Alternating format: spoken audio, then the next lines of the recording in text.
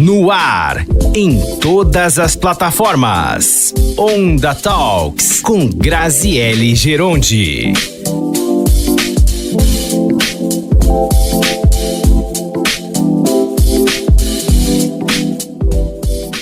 Olá, seja muito bem-vindo a mais um Onda Talks e hoje a gente vai falar de um assunto que deve estar pesando no seu bolso, né? Tem conta aí para pagar? Tem conta para vencer? Fala assim, e agora? Vamos fazer um sorteio dos boletos? Mas calma, a gente vai entrar nesse assunto de finanças pessoais. E antes da gente entrar nesse assunto de finanças pessoais, é claro, se você está ouvindo a gente no 106,3 no Bom e Velho Rádio, você pode ouvir a gente em outras plataformas. A gente está no Instagram, @NovaOndaLimeira. Também estamos com o nosso canal no YouTube. É só pesquisar lá, a Nova Onda Limeira, @NovaOndaLimeira lá no YouTube. Você pode conferir todos os nossos conteúdos, nossos programas, acompanhar nossos programas ao vivo e a cores, o que é mais legal, né? Então, além de tudo isso, Instagram, YouTube, você também pode encontrar a gente, sabe onde? No aplicativo Radiosnet. É só você baixar na lojinha do seu celular, seja ele Android ou iPhone, o aplicativo Radiosnet. E dentro do Radiosnet está lá a Nova Onda Limeira. E olha, já vou aproveitar para te fazer mais um convite.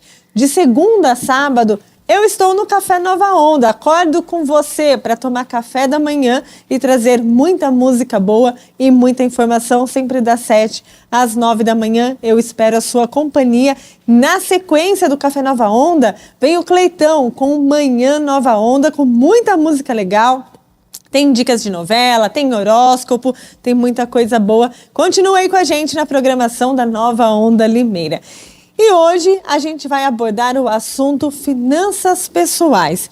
E olha, a proporção de famílias com contas a vencer aqui no Brasil subiu em julho de 78,2% para 78,4%. Um número muito alto de famílias que estão com as contas a vencer. Eu tenho certeza que você que está aí me ouvindo, me assistindo, muitas vezes olha e fala assim, acho que essa daqui não vai dar para pagar esse mês, né?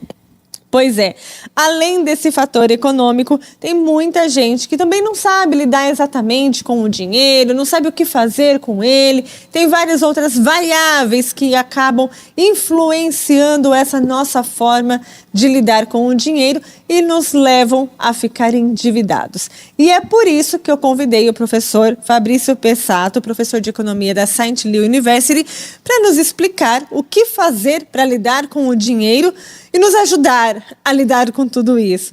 Fabrício, obrigada mais uma vez por aceitar o nosso convite e eu já vou começar te fazendo a pergunta: por que as pessoas têm tanta dificuldade em lidar com o dinheiro que é tão presente na nossa vida?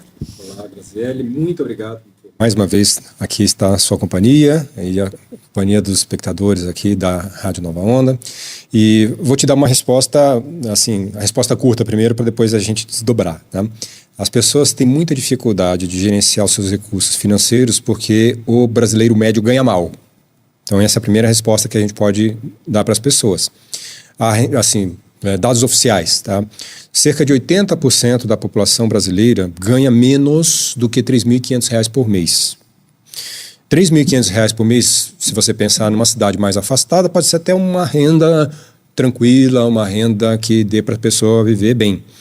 Mas se você mora em algum centro um pouco maior, como aqui é o caso de Limeira, que é um centro um pouco maior, a cidade de Campinas, São Paulo, as capitais, é muito pouco dinheiro, muito pouco dinheiro. Então a gente já começa com esse primeiro problema, né, que é a renda, o rendimento médio das famílias brasileiras é um rendimento baixo. E esse rendimento ele é baixo, entre outras razões, porque o Brasil é um país que tem uma profunda concentração de renda e riqueza. A gente tem a concentração de renda e de riqueza. Então, isso acaba inviabilizando, muitas vezes, a que as pessoas consigam ter uma gestão adequada das suas finanças pessoais.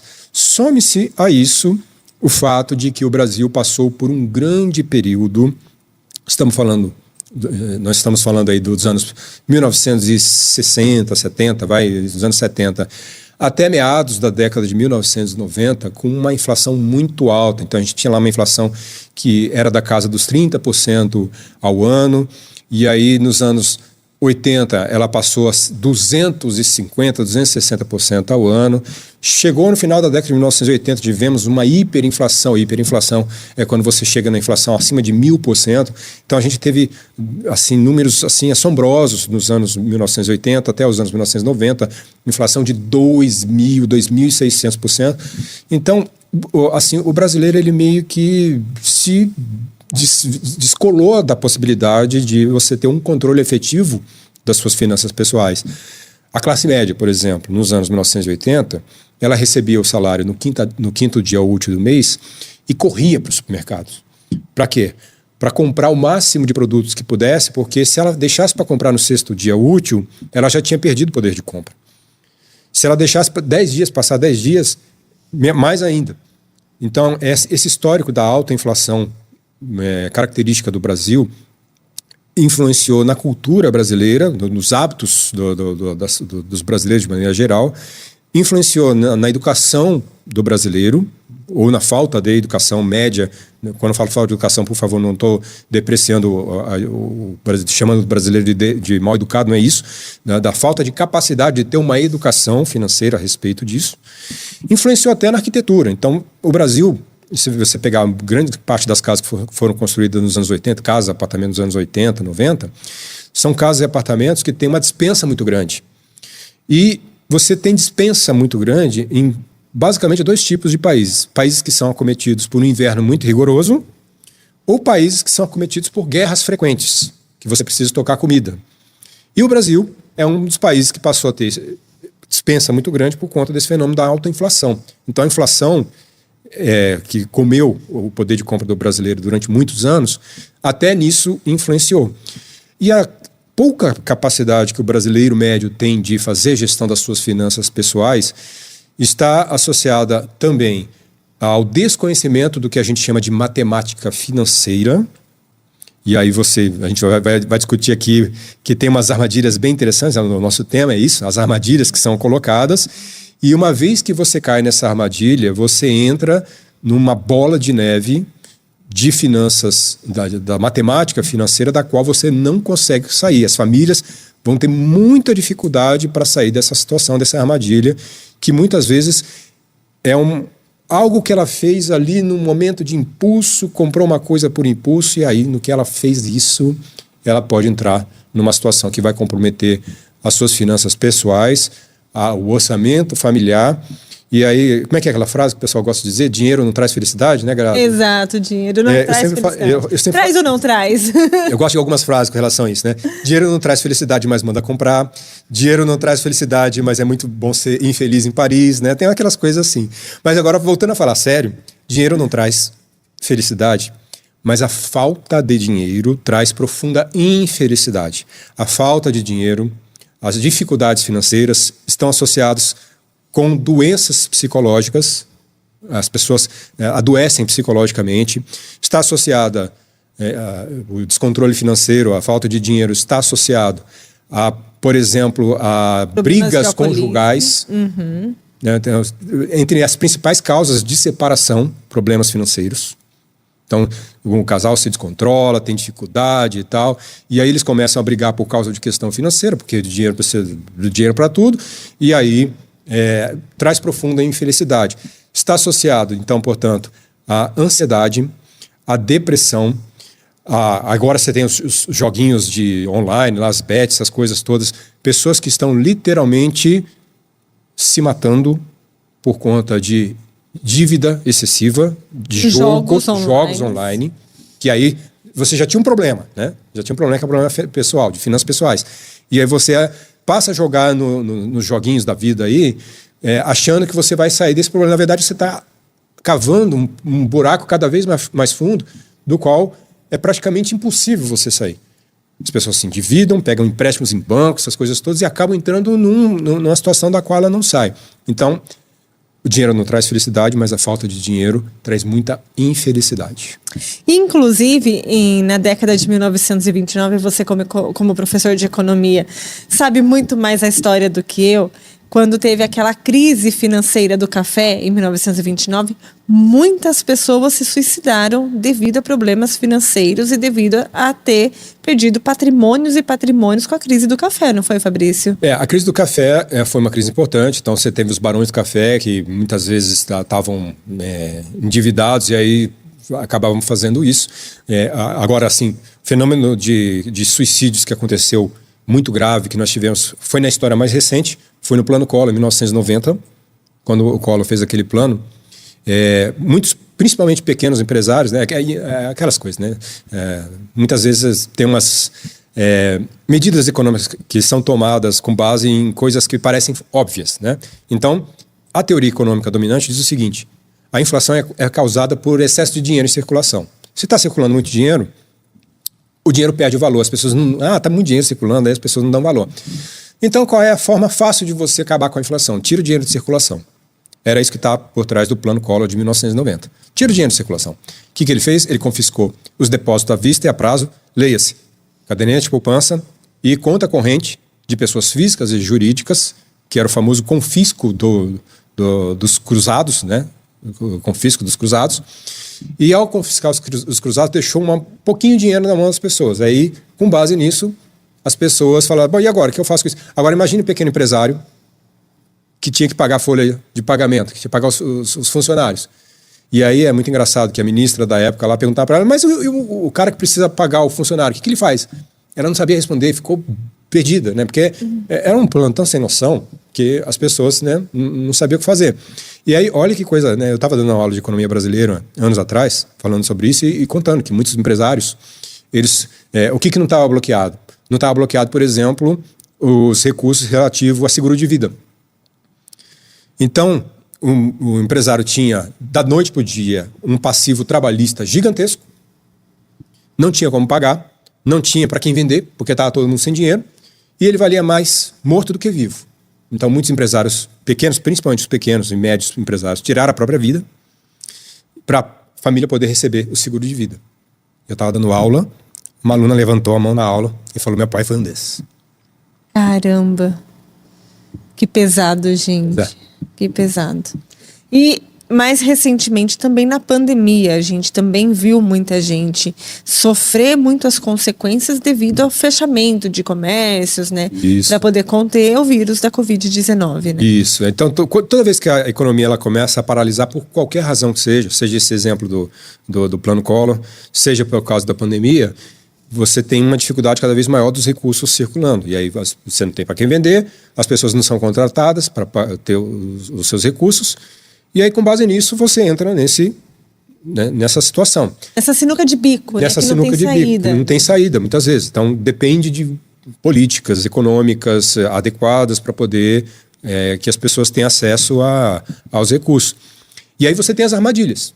Ao mesmo tempo que você está toda hora tendo que gerenciar suas finanças pessoais com coisas básicas, tipo moradia, só precisa morar em algum lugar. Tá? Se a pessoa não tem casa própria, ela vai pagar aluguel.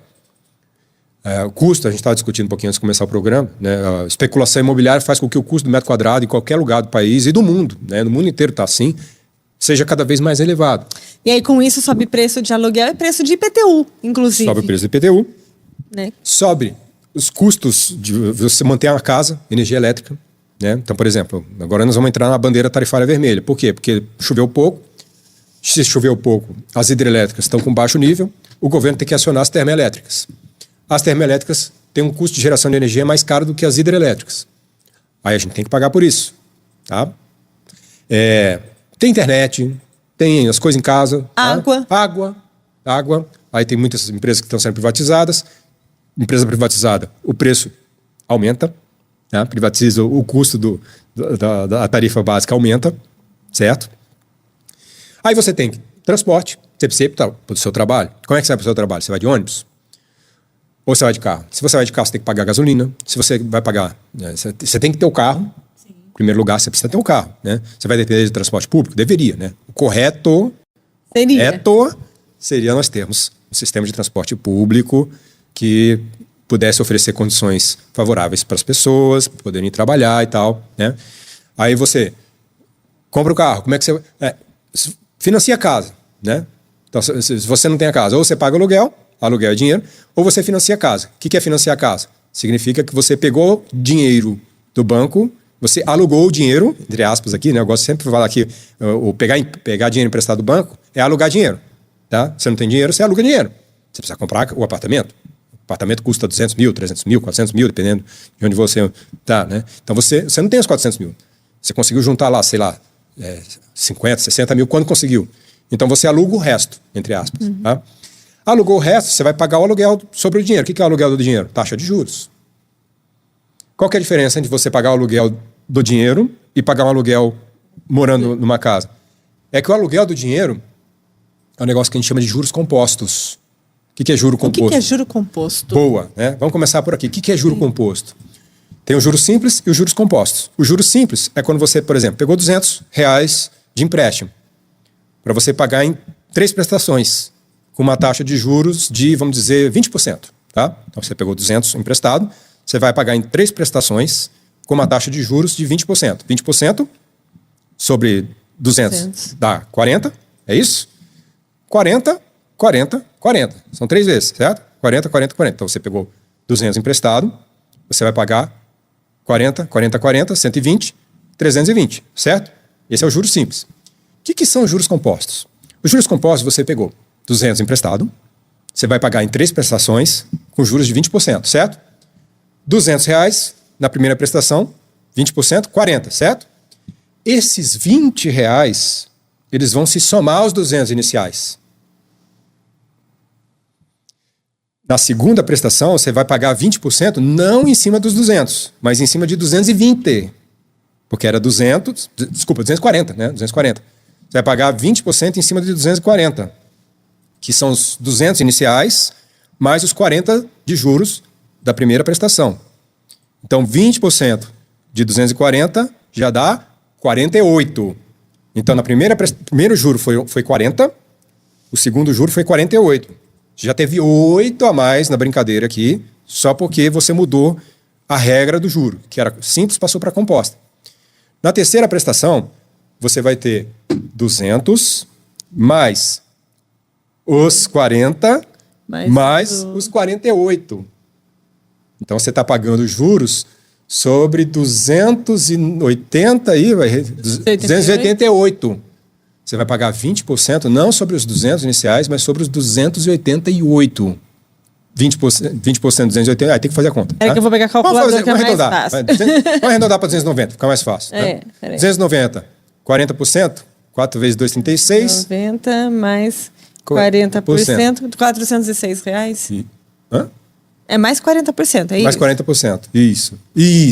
406. Aí. Isso. Não, é 20%. Ah, 20%. Então, peraí. 290 mais 20%. 348. Quanto que era o outro? 200. A primeira parcela? Era 320. 320. E aí ficou quase R$350. R$30 isso em 3 prestaçõezinhas. 3 prestaçõezinhas. Agora imagina que isso sejam 10 prestações. 20 prestações. Ou quando você compra um apartamento, você paga 20 anos, 30 anos. Lógico que eu estou exagerando aqui, juros de 20% não são juros de 20%, o juro é bem mais baixo. Mas a lógica financeira, a lógica da matemática está aí. Mesma coisa, carro. Por que os transportes públicos são ruins? E aí Por que os transportes públicos são ruins? Porque se os transportes públicos fossem bons, as pessoas não precisariam comprar carro.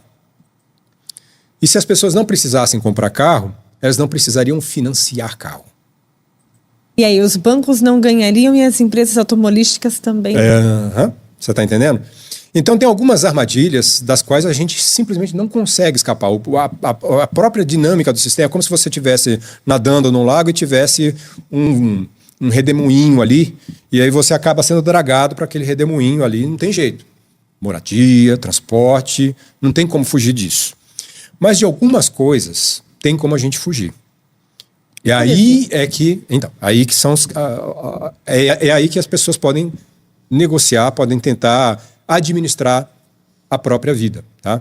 Então, daquelas coisas das quais a gente não tem como escapar, basicamente, moradia e transporte, não tem como escapar, as pessoas vão ter que fazer pesquisa, ver quais são as melhores condições, ver se ela pode pagar, se ela não pode pagar, ver se compensa morar um pouco mais longe para ter uma casa com aluguel mais baixo ou comprar uma casa mais barata, e aí ela compensa isso pagando um pouquinho a mais de transporte, que na conta que ela vai fazer ali compensa, então ela vai ter que fazer esse tipo de conta, mas aí é onde ela não pode mexer muito. Onde que ela pode mexer relativamente bastante? É nos chamados gastos supérfluos. O que são os gastos supérfluos? São aqueles gastos dos quais você não efetivamente precisa no primeiro momento. Por exemplo, você tem, 5 pares de sapatos. Você precisa ter 10 pares de sapato? Não, não precisa. Tá? Vamos dizer que você usa um par de sapato por dia da semana. Você precisaria de 7 pares de sapato no máximo. Ah, não, mas eu não quero repetir, em 2 semanas. Por quê? Por que você não quer repetir o par de sapato? Ou, se o par de sapato tem uma durabilidade relativamente boa, por que você não mantém aquele par de sapato por mais tempo? E você quer comprar um par de sapato? Aí entra em cena as armadilhas que nos são colocadas no dia a dia das nossas vidas e a gente nem percebe. Publicidade e propaganda. Nós somos bombardeados por um volume incomensurável de propaganda e publicidade. E hoje em dia, com as redes sociais, muito mais ainda. E às vezes são aquelas publicidades que você nem percebe que é uma publicidade, é muito sutil. E, de qualquer forma, você está sendo bombardeado por uma publicidade. Está sendo bombardeado. Por quê? Qual que é o intuito daquele tipo de publicidade? Antigamente era a televisão, né? A televisão tinha um poder muito grande nos anos 80, até os anos 90. Aí em 2000 ela ainda continuou forte por uns anos, depois foi perdendo poder. Hoje em dia são as redes sociais. Nos anos 90, 2000, até meados dos anos 2000, quando você não tinha a popularização das redes sociais, saiu uma pesquisa mostrando que a geração que viveu até 1960, mais ou menos, o que ela recebeu de informação durante a vida inteira dela, que ela recebeu de informação de publicidade a vida inteira dela, equivalia à publicidade que as novas gerações, novas entre aspas, que é a que está até os anos 90, recebiam em apenas 1 ano da vida. Caramba! E com as redes sociais, a gente está a todo momento lá nas redes sociais, então os anunciantes do Google, tal, Meta, Facebook e tal, aquilo se multiplicou ainda mais. Eu não tenho dados estatísticos para dizer exatamente quanto, mas eu tenho certeza que o que você vê de propaganda num único dia é uma coisa que você nem percebe. Sim. A gente pega o carro para sair para algum lugar. Você é bombardeado por um sem número de marcas para gerar uma sensação de que você precisa de alguma coisa que não necessariamente você efetivamente precise. E aí o que acontece?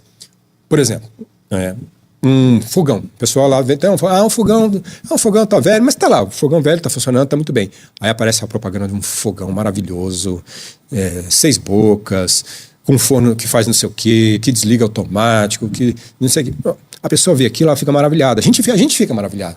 Qualquer coisa, eu sou uma pessoa que gosta muito de tecnologia. Quando eu vejo um negócio de tecnologia, eu fico maravilhado. Falo, nossa, que bacana isso e tal, né? Quero um desse. Quero um desse. Essa frase, né? Nossa, eu quero um desse, né? Meu sonho de consumo. Meu sonho de consumo. Nunca certo? Tinha visto o negócio, mas agora é um sonho de consumo. Agora é meu sonho de consumo. Quando a pessoa coloca essa frase na cabeça, é meu sonho de consumo, e se ela começa a se movimentar na direção de alçar esse sonho de consumo, ela tem uma grande chance de cair numa armadilha. Essa armadilha ela vai eventualmente passar no cartão de crédito, parcelado em, 12 vezes. Né? Vou fazer uma viagem para a Europa. Essa é uma parcelinha. A parcelinha que cabe no bolso. A pessoa ganha, 5 mil. Aí com a parcelinha, ela vai pagar, durante 1 ano, vai pagar R$800. 5 mil, R$800 parcelar. A parcelinha cabe no bolso, não cabe? Cabe no bolso. Só que, durante 1 ano, você tem que se lembrar que você não ganha R$5 mil. Você ganha R$4.200. Você não está ganhando R$5 mil mais. O tempo que você tem uma parcela, isso é um ponto importante. Qualquer parcelamento de compra que você faz, né, você vou comprar não sei quantas vezes sem juros. Primeiro, que não existe sem juros, tá? Não existe sem juros. Os juros estão embutidos. Tudo bem? Então, os juros estão lá. Os juros estão lá. Não existe sem juros. O juro já está lá, já está calculado, e eles fazem um cálculo para diluir. Não, a empresa... pagar sem juros significa que a empresa está pagando juros para o banco. Não faz algum sentido isso? E a empresa não vai assumir esse custo. Não. Ela joga uma margem mais alta e diz que é sem juros. Mas na margem mais alta que ela está jogando, já estão lá embutidos os juros. Tudo bem? Nenhum problema. Você vai comprar Por quanto tempo? 6 meses, 8 meses, 10 meses. Naqueles 8 meses, 10 meses, um ano que você está parcelando aquela compra, você tem que lembrar que o seu salário não é mais aquele salário. Se você parcela em 10 vezes de R$800, sei lá, 8 mil com uma passagem, com moradia, com estadia lá em algum lugar da Europa, ou sei lá, algum lugar que você vá, por um ano, por 10 meses, né? Por 10 meses, você não ganha 5 mil, você ganha R$4.200. Ou seja, mexeu no seu fluxo de caixa, que a gente fala, né, na financeirez da coisa, né? Então, o seu fluxo de caixa diminuiu em R$800 por mês. Qual que é o problema? Você continua enxergando 5 mil. Você deixa de enxergar. Não, eu ganho 5 mil. Continua lá. Você continua pensando que você ganha. Não, você não ganha 5 mil, você ganha 4.200 por um ano, ou por 10 meses, ou pelo período das compras que você está fazendo. As pessoas não colocam essa conta na ponta do lápis. Elas já estão pagando juros, elas já estão pagando parcelado, e não veem que elas estão comprando, e nesse período que elas parcelaram, a renda delas é menor do que aquela que ela tinha na cabeça dela. Ela sofre um negócio que a gente chama de miopia financeira. Você tá chegando errado. Você está achando que é 5 mil, não é 5 mil. Durante o período é menos. Só que não contente com isso, as pessoas vão parcelando, vai jogando no cartão de crédito, parcela. Ah, joga no cartão de crédito, joga no cartão de crédito. E vai jogando. Tá? A hora que você vê o cartão de crédito está custando R$6 mil. Exatamente. Você ganha 5 mil, tem 6 mil para você pagar na fatura de cartão de crédito. Aí a pessoa comete o maior de todos os erros que alguma pessoa pode cometer no Brasil, que é pagar o valor mínimo da fatura do cartão de crédito. Por que esse é um erro, Fabrício? Porque as taxas de juros do que a gente chama de rotativo do cartão... O que é rotativo do cartão de crédito? Você tem uma dívida de 6 mil no cartão de crédito. Vai vencer agora, dia 10. Tá? Dia 10 vence agora, você vai ter que pagar 6 mil, você não tem os 6 mil. Aí você recebe, não, vou pagar, vou pagar 2 mil, deixar 4 mil. O que você fez? Os 4 mil, você deixou no que a gente chama de rotativo do cartão de crédito. Sobre esse rotativo do cartão de crédito, as taxas de juros podem chegar a 15% ao mês. Caramba. Ao mês. E isso vira uma bola de neve. Então, aquela dívida de 4 mil, com taxa de juros de 15%, em juros compostos... Passa para R$4.600 se fosse simples. Se fosse simples. Mas aí você tem os juros compostos. Tá? É um cálculo financeiro aqui, tem um aplicativozinho, depois eu vou te passar aqui para você brincar com esse aplicativo, né? Uhum. Calculadora financeira, que aí você pode ter uma dívida inicialmente que era de R$1.000, de repente virou uma dívida de R$10 mil. Ah, mas quanto tempo demorou isso? 5 anos? Não, 1 ano. Menos que isso, às vezes. Em menos de 1 ano, uma dívida que era de 1.000 virou 10 mil. Por quê? Porque as taxas de juros vão se multiplicando. Tá? Então, assim, lei zero do cartão de crédito.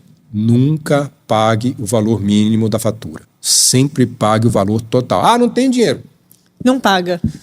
Não, pelo amor de Deus, paga sim. Não, tem que pagar. Paga ou não paga? Paga. Mas aí você vai ter que fazer um negócio chamado de crédito direto ao consumidor, CDC, crédito direto ao consumidor.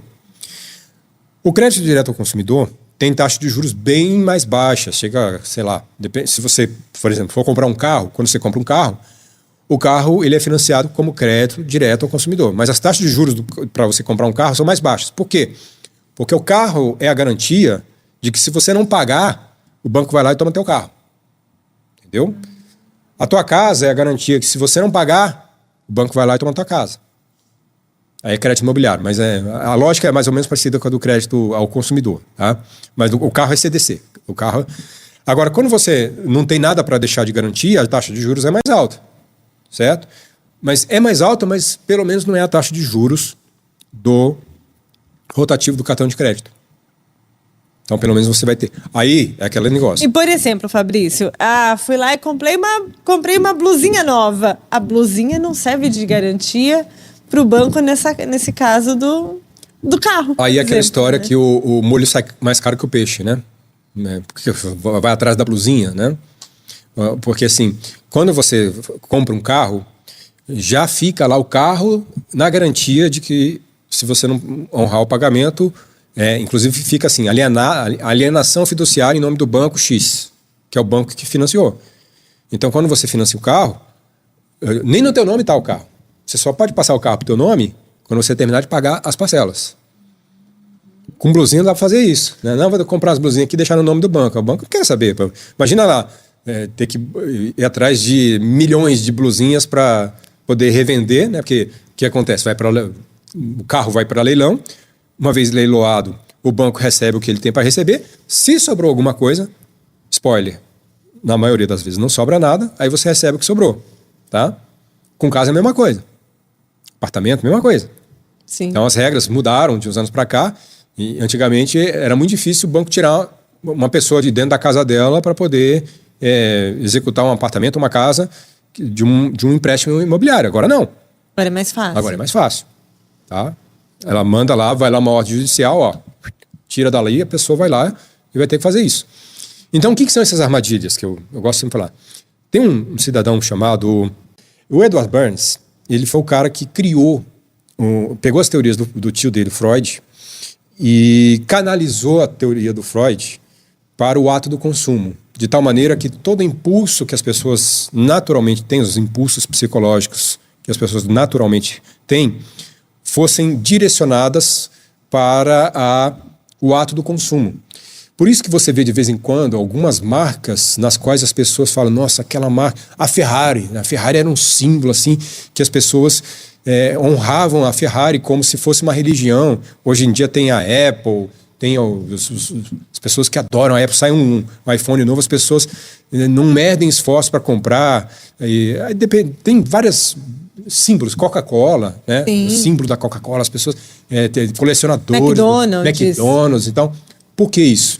Porque essas marcas conseguiram usar a teoria do Edward Burns para fazer com que as pessoas canalizassem todas as frustrações, a ansiedade, todos os problemas psicológicos que ela tem, as coisas, os problemas pelas quais as frustrações, os recalques que ela tem, para o ato do consumo. E elas acabam canalizando para alguma coisa, para uma marca específica. Então, a marca que consegue fazer isso, canalizar essa frustração das pessoas para aquilo, as pessoas passam a vivenciar em função daquelas marcas, as marcas de luxo. Por que as marcas de luxo lá, uma bolsa que custa 40 mil reais, euros, sei lá o quê, por que as pessoas ficam louvando isso? Porque aquilo se tornou um símbolo de um status que a maioria das pessoas nunca, jamais vai alcançar. Mas ela não alcança aquela bolsa máxima de 40 mil reais, mas ela vai comprar, de repente, uma bolsa que custa 500, 600 reais, mas eventualmente ela não precisa daquela bolsa de 500, 600 reais, mas ela compra mesmo assim, ela já tem 3, 4, mas ela compra mais uma. E ela não está vendo que as finanças pessoais dela estão indo embora com isso. Tá? Aliás, uma coisa importante, as pessoas muitas vezes não entendem. O que é você comprar alguma coisa? O que é? O que é você comprar alguma coisa? Quando você compra um aparelho celular, quando você compra uma bolsa, quando você compra um automóvel, sabe o que você está entregando em troca? O que a gente vê, a gente sabe. Não é só o dinheiro. Não é só o dinheiro. Não é o dinheiro que a gente entrega. Sabe o que a gente entrega? A gente entrega tempo da nossa vida. Sabe por que é o tempo da nossa vida? Por quê? Você trabalha para uma empresa. Essa empresa te remunera o teu salário. Você dedicou para aquela empresa um tempo da sua vida. Aliás, eu diria que 80% da sua semana você está dedicada, as pessoas estão dedicadas às suas respectivas empresas.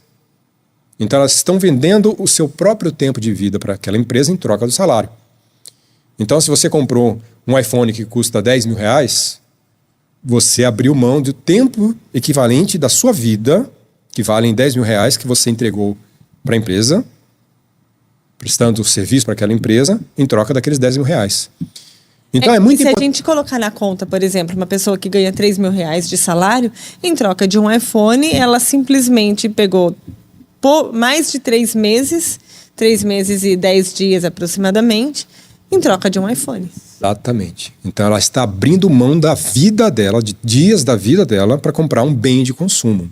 A pergunta é, será que realmente isso faz sentido para você? Eu não faço julgamento moral, eu nunca faço esse tipo de coisa. As pessoas compram o que elas quiserem, pensam da forma que elas quiserem, mas eu sempre convido as pessoas a fazerem uma reflexão, porque muitas vezes a pessoa faz isso sem estar consciente do que está fazendo. Ela não entende que ela está abrindo mão do tempo da vida dela para comprar determinado bem de consumo, do qual ela não precisa. Então, quando a gente fala em planejamento financeiro, de finanças pessoais e comportamentais, principalmente das finanças comportamentais, é muito importante a pessoa entender a parte comportamental da coisa. Ela está entregando o tempo da vida dela para uma empresa ou para algum órgão, para alguma coisa, sendo remunerado por isso, e com aquele dinheiro ela está comprando um bem de consumo. E como faz um planejamento financeiro, Fabrício? Que muita gente recebe o salário e a primeira coisa que faz é sair pagando todas as contas. Quando dá para pagar todas as contas?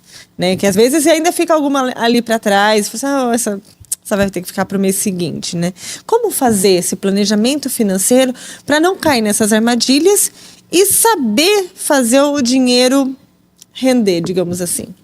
A primeira coisa é conscientização, que é isso que eu falei, né? Você precisa ter a consciência do que está acontecendo, você tem a consciência de que você está passando por várias armadilhas ao longo do seu dia, né? Ou às vezes, mesmo estando em casa, sem fazer nada, navegando no celular, você está passando por várias armadilhas, e saber que você, se cair numa dessas armadilhas, você pode se comprometer financeiramente. A coisa importante é você fazer um planejamento e tendo consciência, primeira coisa, qual é o seu rendimento líquido mensal. Quanto que você ganha por mês? Não é o bruto, é o líquido. É o que você tem. Bom, eu tenho meu salário. Eu tenho uma casa alugada? Então eu tenho aquela receita da casa alugada também, é uma renda. Tá? Eu uso aquilo como um dinheiro certo. Eu faço uns bicos no final de semana. É frequente, não é frequente e tal? Então eu tenho que somar tudo aquilo que eu tenho de receita. Segundo lugar, e aí começa o problema. Você precisa somar tudo aquilo que você tem de despesas. Como? Você pode pegar na ponta do lápis, papel, tá? Pega lá o lápis, papel, vai anotando. Quanto que eu tenho de aluguel? Quanto que eu gasto de aluguel? Energia elétrica, internet, água e luz, água e esgoto, transporte. O que eu gasto de transporte? Vai listando tudo isso. O ideal é fazer isso numa planilha financeira também, que você já sai, mas quem não tem o hábito com isso, pode usar um aplicativo financeiro. Hoje em dia tem os aplicativos para celular que ajudam a fazer esse tipo de cálculo financeiro. Você vai planejando com base naquilo que você vai informando e ele já vai estabelecendo seus gastos.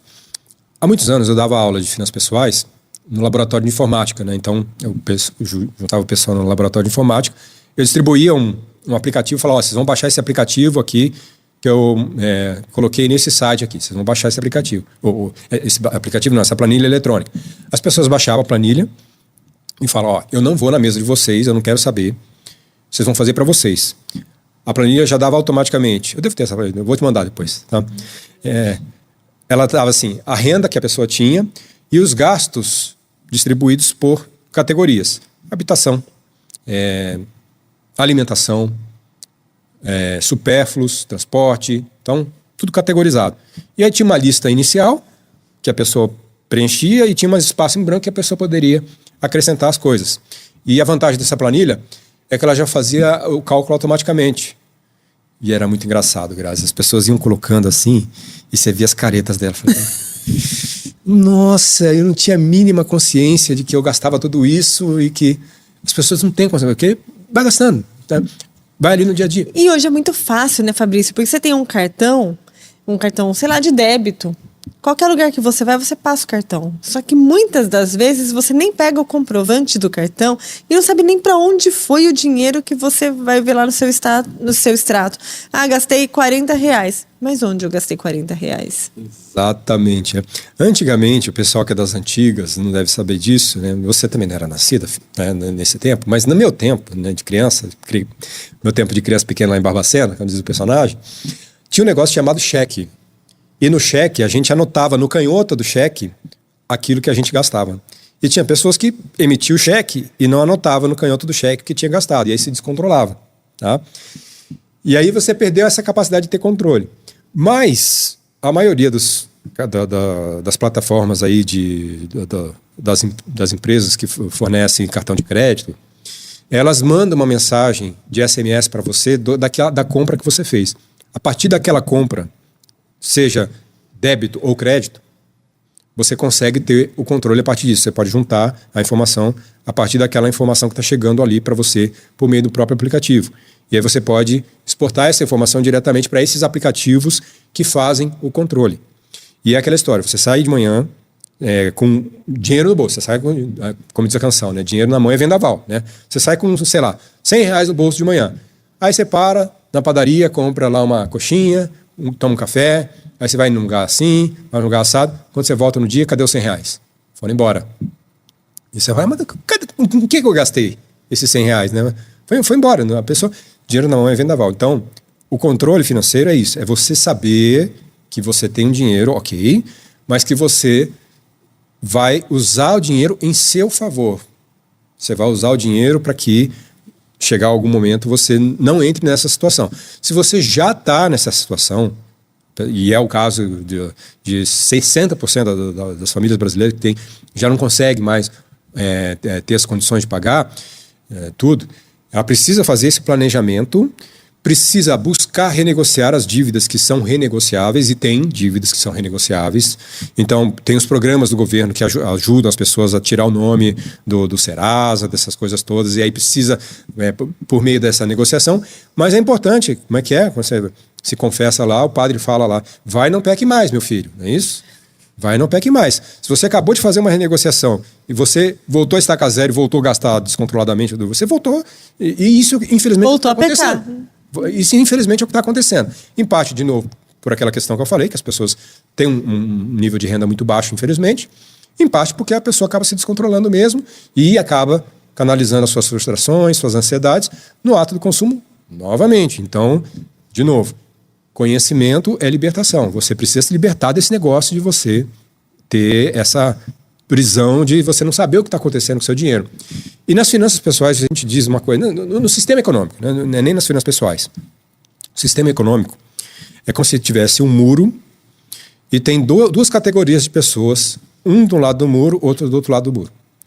Do lado de cá do muro, você tem as pessoas que estão precisando de dinheiro.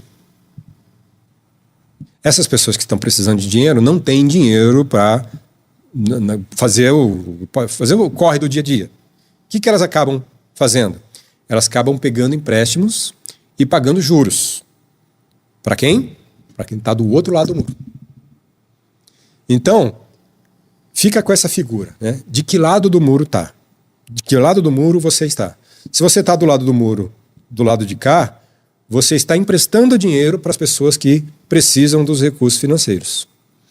Ou seja, os juros estão trabalhando em seu favor. E como é que você faz os juros trabalharem em seu favor?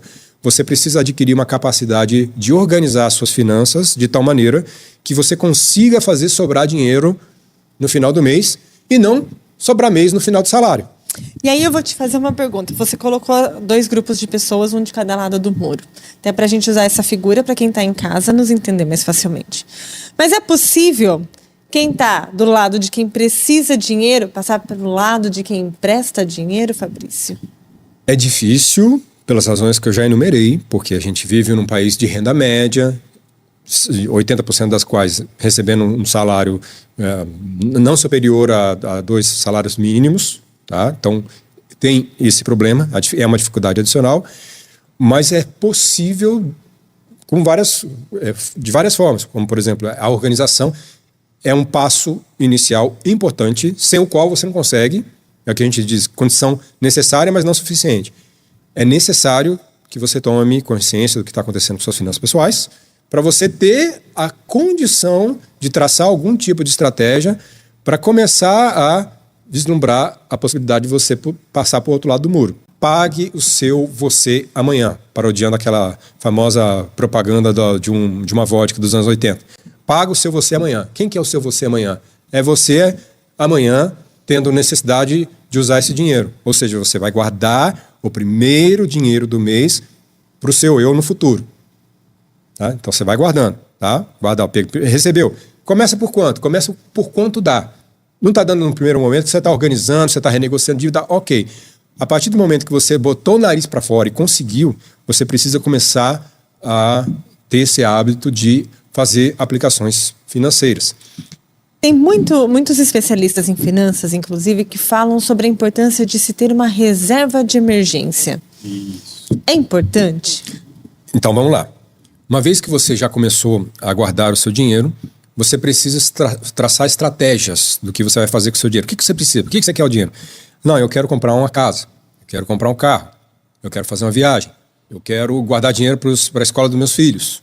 Então, sei lá, quero fazer... Então, você organiza isso. De preferência escrevendo, colocando num texto, papel, alguma coisa assim, estabelece a estratégia. Quanto custa aquilo que você quer?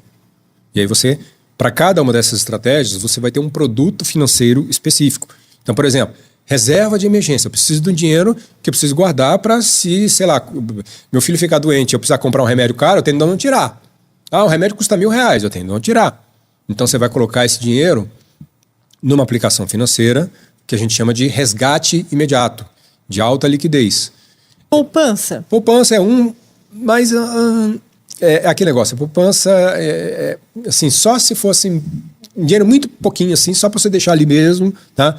Tem CDBs que são, aí tem que fazer a conta também para ver se o CDB, às vezes o CDB é pior que a poupança, tá? Às vezes o CDB é pior que a poupança. Vou falar uma coisa agora que os bancários vão ficar bravos comigo aqui. Os tais dos títulos de capitalização, tá? O seu gerente de banco ou o seu gerente de conta liga lá para você, viu? Ô Grazi, eu tenho um fundo de capitalização, nem termina, nem deixa ela ter... Não, fundo de capitalização passa longe. Por quê? O fundo de capitalização... Dinheiro basicamente é o seguinte, você precisa, aplicação financeira. Você tem que pensar no risco, na liquidez e no retorno. Tá? Geralmente, quando o risco é muito alto, a liquidez pode ou não ser baixa e o retorno tende a ser alto. Tá? Então, eu estou comprando um negócio que é muito arriscado. O retorno tem que compensar. Certo? Ah, não. Eu sou uma pessoa conservadora, então eu não quero correr risco. Tá bom, você não vai correr risco. Você vai colocar num fundo de investimento, fundo, alguma coisa assim, que você não vai receber tanto, porque é menos arriscado. O que é o título de capitalização? É o pior dos mundos. Porque a liquidez é zero, enquanto não vencer o título, sei lá, 12 meses, 24 meses, fica lá parado, você não consegue tirar o dinheiro. Se você precisar mesmo do dinheiro, você vai perder um absurdo para você tirar do fundo de capitalização. O retorno é baixo, às vezes é menor do que a cadeia de poupança. E o risco é o risco de você estar concorrendo a ganhar um prêmio, ganhar alguma coisa assim que é melhor jogar na cena, tá? Melhor jogar na cena. Tá? Então, título de capitalização fora da mesa. Jamais, nunca entra em fundo de capitalização. Aí você tem as letras de crédito agrícola, letras de crédito imobiliário. Aí você tem um produto que eu gosto muito, sempre recomendo para quem está com pouco dinheiro para investir, para aplicar, né? Que é Tesouro Direto. É o Tesouro Direto. O Tesouro Direto é um título que você compra emprestando dinheiro. Na verdade é isso, emprestando dinheiro para o governo. Tá? É ficar sócio do Lula. Tudo bem? Eu falo isso brincando assim, que é sempre o presidente da vez, né? Há um tempo atrás eu falava que é ficar sócio do Bolsonaro, né? Ou da Dilma, ou do Temer, quem é o presidente da vez. Mas, na verdade, o que é o Tesouro Direto? O Tesouro Direto é você vai pegar uma parte dos seus recursos e comprar um título da dívida pública que te promete pagar um percentual X num prazo Y. Esse percentual pode ser pré-fixado. O que é pré-fixado? Pré-fixado eu conheço a taxa do início até o final do processo. Então, é um título pré-fixado a 10%. Então, eu sei que eu vou ganhar 10% agora, vou ganhar 10% daqui a 1 ano, 2 anos. Se for de 4 anos, serão 10% durante 4 anos. Tudo bem? Eu sei que eu vou ganhar. Se a taxa de juros subir para 15%, eu perdi dinheiro, porque ela está fixada em 10%.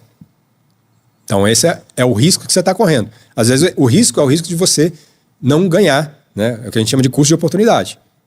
Tá? Tudo bem? Aí, agora, se cair para 5%, aí você ganhou 5% em cima desse período. Isso é a pré-fixada. Você tem a pós-fixada, que acompanha o juro do período. Por exemplo, acompanhar a taxa de juros chamada Selic, que é o que o pessoal fala e tudo. Se a taxa de juros subir, você vai ganhar mais. Se ela descer, você vai ganhar menos.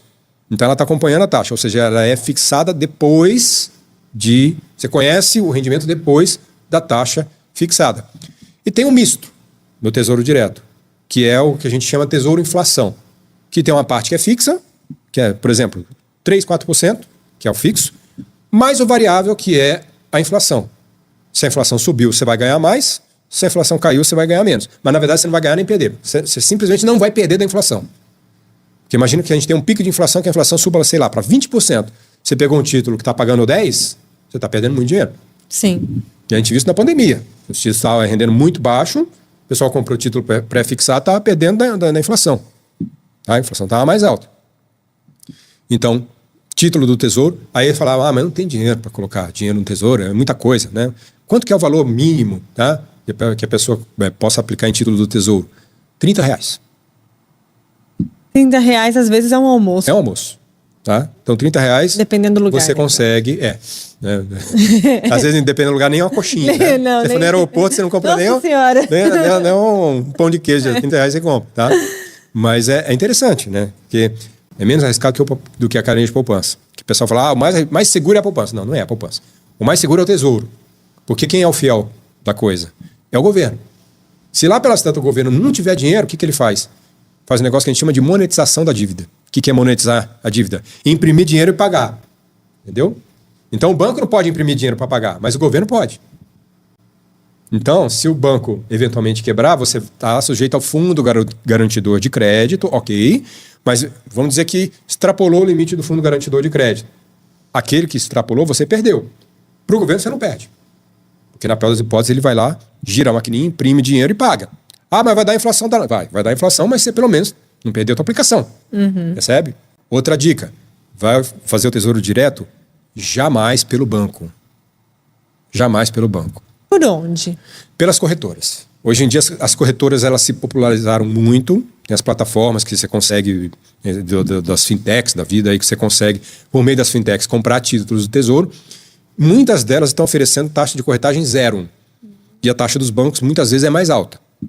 Então evite comprar Tesouro Direto para o banco, que você vai pagar uma taxa de corretagem muito alta. Tá? Taxa de os emolumentos lá que fala. Então vai pagar uma taxa muito alta. Então paga... pesquisa, tem que pesquisar também, né? Às vezes a pessoa acha que vou entrar direto aqui e vou conseguir. Não, tem que fazer pesquisa, dá trabalho, tem que consultar, né? Demanda um tempo. Tem o site do Tesouro Direto. Tem o site do Tesouro Direto. Entra lá, digita lá no mecanismo de busca Tesouro Direto, você vai cair no oficial, não nos patrocinados. Fui desses patrocinados, geralmente esse patrocinado é armadilha. Mais uma daquelas armadilhas que eu falo. Tem que fugir dessas armadilhas, tá? Cai lá no Tesouro Direto oficial do governo, tem os simuladores, tem as plataformas, tem a possibilidade de você saber quais são as plataformas que estão oferecendo os melhores produtos, as coisas todas. Então, muito interessante, tá? Inclusive, tem gente que usa o Tesouro Selic como uma forma de substituir a cadeia de poupança. Porque a liquidez do negócio. A liquidez é assim, você pode resgatar imediatamente, só que assim, quanto menos tempo você deixa, mais você perde no Tesouro. Então, se você ficou, por exemplo, coloquei agora, precisei do dinheiro daqui a um mês, resgato. Mas você vai perder bastante dinheiro. Tá? Agora, se você ficou 1 ano, 2 anos, no título do Tesouro Selic, por exemplo, a perda é muito pequenininha e acaba compensando a cadeia de poupança. Aí você tem o Tesouro IPCA, esses costumam, você precisa deixar um pouco mais de tempo. Se são de 5 anos, se você já deixar 3, precisar de 3 anos, já compensa, porque tem imposto de renda sobre isso também. Tá? Então, tem que ter esses cuidados. Novamente, é pesquisa, tá? Informação. Aí tem possibilidade de renda variável, renda 100% variável, tipo ações, compra e venda de ações. Aí é um negócio bem mais arriscado. Compra e venda de ações é um negócio que eu sempre... Você recomenda? Recomendo para quem tem estômago, para quem tem frieza, tá? A pessoa consegue ser fria em alguns momentos. Por quê? Você pode entrar no momento que a bolsa parece que está subindo e de repente ela vai fazer isso. Aliás, eu fiz isso recentemente, né? 1 ano, 2 anos atrás, eu entrei achando que a bolsa estava subindo e a bolsa começou a cair. Mas eu deixei parado lá o dinheiro, porque se eu vender no momento que a bolsa cai, eu perdi dinheiro. Você tem prejuízo. Aí é um negócio que a gente chama de realizar o prejuízo. Você comprou, a bolsa começou a subir, de repente começou a cair. Ah, não, esse negócio não funciona, eu vou vender. Aí você realizou o prejuízo. Então, bolsa, ações, essas coisas, é longo prazo. Longo prazo quanto? 6, 7 anos, alguma coisa desse tipo. Aí o retorno geralmente compensa muito você ter ficado num período maior. Ele acaba compensando. Vai recompensar sempre? Não necessariamente. Pode ser que... É risco, tá? É risco. Ideal. Nunca deixe todos os ovos numa cesta só. Pulverize os seus investimentos, diversifique os seus investimentos, diversificação, tá? Coloca uma parte. Eu quero deixar uma parte na poupança. Beleza, deixa uma parte na poupança, deixa uma parte no CDB, deixa uma parte no Tesouro Direto. Tem um produto do Tesouro Direto que é, por exemplo, para aposentadoria. Tem um para a escola dos filhos. Tesouro, governo, vinculado ao governo. Tá? Então, se você não encontrou um produto melhor no mercado, pesquise esses produtos. Tá? Mas não gaste todo o seu dinheiro. Não, é muito difícil falar para as pessoas não gastarem todo o dinheiro se ela está numa situação financeira já muito difícil, muito dificultada. Então, ela está numa situação ruim, se ela não consegue, na pior das hipóteses, ela não consegue se desvencilhar daquilo, é o que a gente sempre fala, procura ajuda. Né? Se você não está bem psicologicamente, você precisa procurar ajuda do psicólogo. Se você não está bem, você está com algum problema de saúde, você vai procurar um médico. Se você está doente das suas finanças, você precisa procurar profissionais que tratam de finanças pessoais. Existe isso. Precisa colocar, né? Eu preciso de ajuda. Então, se a pessoa está numa situação difícil, né, uma coisa muito importante que eu gosto sempre de dizer para as pessoas, não se culpe por você eventualmente estar numa situação difícil. Porque está todo mundo numa situação difícil. Né? O mundo está numa situação difícil, e não é só no Brasil, no mundo inteiro as pessoas estão numa situação muito difícil. Então, não se culpe por você estar numa situação eventualmente difícil. Você precisa ter consciência que você está naquela situação, e aí, agora eu vou brigar com os coaches de finanças da vida, que muitas vezes, se você está ruim é por tua culpa. Não, não é por sua culpa. Você está ruim porque você trabalha demais, porque você tem que cuidar dos filhos, você tem que cuidar da casa, você tem que cuidar da sua vida, e não sobra tempo para você gerenciar as suas finanças pessoais, ou se sobra tempo você não consegue, não tem o conhecimento, não tem a quem recorrer, então não é sua culpa. Tá? Primeira coisa, não é sua culpa. Busque ajuda, se você não conseguir por meios próprios, pesquisando, fontes confiáveis, né? Eu citei ali o site do governo, né? O próprio Tesouro Direto, algumas plataformas as próprias plataformas das corretoras têm simuladores, tem cursos gratuitos, né? Procure por cursos gratuitos de finanças pessoais de gente séria, tá? Não caia em criptomoeda, não faça isso, não compre criptomoeda. Agora o pessoal das cripto agora vai me matar aqui na internet, né? Vou ser cancelado aqui, né? Criptomoeda com marketing multinível, fuja disso, é roubada, tá? É pirâmide, não vai. Agora cai a casa, né? Criptomoeda com marketing multinível é pirâmide financeira, né? Eu tô falando isso porque teve uma aluna que me mandou uma mensagem tempos atrás, me oferecendo um produto maravilhoso. Com cripto, com marketing multinível e tal. Eu falei, manda prospecto para eu dar uma olhada. Ela mandou o prospecto, eu olhei aquilo, falei... Isso e a pessoa... Sabe quando a pessoa ela te manda uma coisa, ela só quer a confirmação, ela já tomou a decisão de fazer aquela besteira.